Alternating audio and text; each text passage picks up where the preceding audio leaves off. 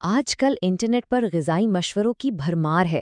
ہر کوئی ماہر بننے کا دعویٰ کرتا ہے، لیکن سچ اور جھوٹ میں فرق کرنا بہت مشکل ہوتا جا رہا ہے۔ اسی لیے آج ہم غذائیت کی صنعت کے ایک بہت ہی اہم پہلو پر بات کریں گے، اور وہ ہے اخلاقیات۔ یہ وہ اصول ہیں جو طے کرتے ہیں کہ کون سی معلومات واقعی صحت کے لیے فائدہ مند ہے اور کون سی صرف ایک کاروباری چال۔ اور یہ سوال آج پہلے سے کہیں زیادہ اہم ہو گیا ہے۔ سوشل میڈیا انفلوئنسرز سے لے کر بڑی بڑی کمپنیوں تک ہر کوئی صحت کے بارے میں کچھ نہ کچھ بتا رہا ہے، لیکن جب بات پیسوں اور مفادات کی آ جائے تو کیا ان کی باتوں پر بھروسہ کیا جا سکتا ہے؟ یہیں پر اخلاقی اصول ایک فلٹر کا کام کرتے ہیں جو ہمیں غلط معلومات سے بچاتے ہیں اور اس بات کو یقینی بناتے ہیں کہ ہماری صحت کو ہی ترجیح دی جائے۔ تو آج کے اس سفر میں ہم 4 اہم پہلوؤں کو دیکھیں گے۔ ہم ایک ماہر اور کلائنٹ کے درمیان اعتماد کے رشتے سے شروع کریں گے، پھر ان چیلنجز پر نظر ڈالیں گے جو اس انڈسٹری کو درپیش ہیں۔ اس کے بعد ان حلوں کو تلاش کریں گے جو ایک بہتر مستقبل کی راہ ہموار کر رہے ہیں، اور آخر میں دیکھیں گے کہ یہ سب کچھ عالمی سطح پر کیسے جڑا ہوا۔ دیکھیں، ہر چیز کی شروعات ایک غذائی ماہر اور اس کے کلائنٹ کے درمیان تعلق سے ہوتی ہے۔ یہی اعتماد ہے جو کسی بھی کامیاب اور صحت مند سفر کی بنیاد رکھتا ہے۔ تو آئیے دیکھتے ہیں کہ اس اعتماد کو بنانے والے بنیادی اصول آخر ہیں کیا۔ ایک مضبوط اخلاقی پریکٹس کی بنیاد سمجھیں کہ 3 ستونوں پر ہوتی ہے۔ پہلا، ثبوت پر مبنی مشورہ، کیونکہ اندازوں کی بنیاد پر صحت سے نہیں کھیلا جا سکتا۔ دوسرا، ایمانداری، یعنی قیمتوں اور طریقوں میں مکمل شفافیت۔ اور تیسرا ستون ہے رازداری، کیونکہ صحت سے متعلق معلومات انتہائی ذاتی ہوتی ہیں۔ ان میں سے کسی ایک کی بھی کمی پورے اعتماد کے ڈھانچے کو کمزور کر سکتی ہے۔ اور اس سب کا نچوڑ اس ایک جملے میں ہے۔ یہ سننے میں تو بہت سادہ لگتا ہے، لیکن عملی طور پر یہ سب سے بڑا چیلنج ہے۔ جب انڈسٹری میں منافع کمانے کا دباؤ ہو تو کلائنٹ کی فلاح و بہبود کو سب سے اوپر رکھنا ہی ایک سچے پروفیشنل کی پہچان ہے۔ یہ صرف ایک اصول نہیں بلکہ ایک عہد ہے۔ لیکن یہ تو ہوئی آئیڈیل بات، اب ذرا حقیقت پر نظر ڈالتے ہیں۔ غذائیت کی صنعت بہت سے ایسے چیلنجز کا سامنا کر رہی ہے جو لوگوں کے اعتماد کو ٹھیس پہنچا سکتے ہیں۔ یہاں پر 2 بالکل الگ دنیائیں ہیں۔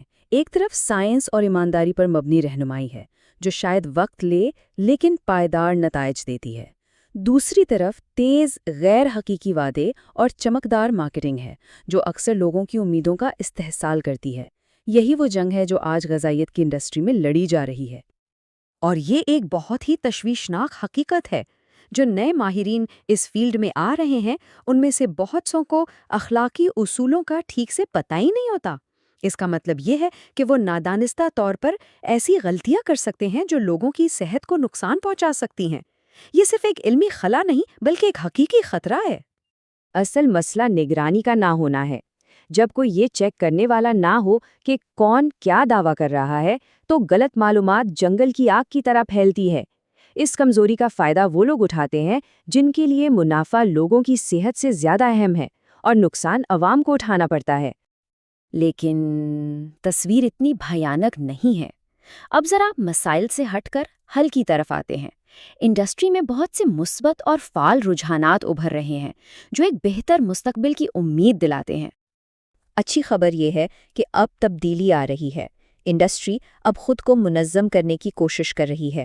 آن لائن مشاورت کے لیے محفوظ گائیڈ لائنز بنائی جا رہی ہیں تاکہ ڈیجیٹل دنیا میں بھی تحفظ کو یقینی بنایا جا سکے۔ کلائنٹ کے ڈیٹا کو پہلے سے زیادہ اہمیت دی جا رہی ہے اور یہاں تک کہ اس شعبے کے طالب علموں کے حقوق کا بھی خیال رکھا جا رہا ہے۔ یہ سب ایک زیادہ شفاف اور ذمہ دار مستقبل کی طرف قدم ہے۔ اور اس پوری تبدیلی کا ایک بہت اہم حصہ ہے رضامندی پر مبنی ڈیٹا اکٹھا کرنا۔ اب یہ ہے کیا؟ اسے ایسے سمجھیں کہ صحت کی معلومات ایک ذاتی ملکیت ہے۔ کوئی بھی ماہر اسے استعمال کرنے سے پہلے واضح اجازت لینے کا پابند ہے۔ یہ صرف ایک اصول نہیں بلکہ ڈیجیٹل دور میں اپنی پرائیویسی کو کنٹرول کرنے کا ایک طاقتور ذریعہ ہے۔ اچھا، اب ذرا اس پورے معاملے کو اور بڑے پیمانے پر دیکھتے ہیں۔ غذائیت کے شعبے میں اخلاقیات کوئی الگ تھلگ چیز نہیں بلکہ یہ صحت کی دیکھ بھال میں بڑے عالمی رجحانات کا حصہ ہے۔ دیکھیں، دنیا بھر میں 3 بڑی تبدیلیاں ہو رہی ہیں جو سیدھا غذائیت کے شعبے پر اثر ڈال رہی ہیں۔ پہلا، مریضوں کے حقوق کی عالمی تحریک جو لوگوں کو یہ طاقت دے رہی ہے کہ وہ بہتر اور شفاف خدمات کا مطالبہ کریں۔ دوسرا، ٹیکنالوجی کا عروج، جس کی وجہ سے آرٹیفیشل انٹیلیجنس اور ڈیجیٹل صحت کے لیے نئے اخلاقی قوانین کی ضرورت پیش آ رہی ہے۔